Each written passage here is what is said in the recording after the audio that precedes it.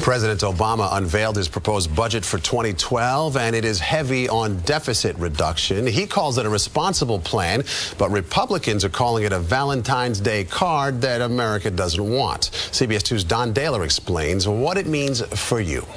Hot off the press, the 2012 budget. The $3.7 trillion plan is chock full of cuts to almost every part of the federal government. Ultimately, this pain is going to be very broadly spread, particularly if we're looking at the levels in the budget that ultimately passes that are being talked about right now in the Republican caucus in the House. To cut the deficit by $1.1 trillion over the next 10 years, the president proposes a 5-year freeze on discretionary spending, excluding national security.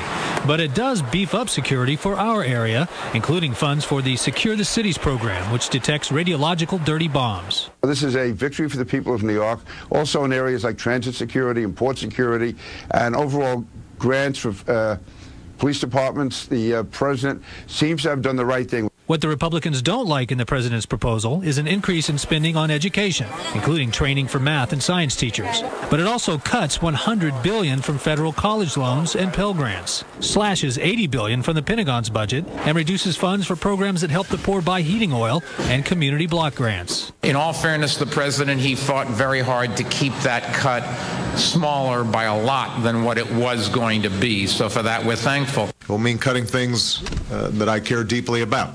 But if we're going to walk the walk when it comes to fiscal discipline, these kinds of cuts will be necessary. But the cuts might not be over. The president and House Republicans are far apart and trying to forge a compromise budget.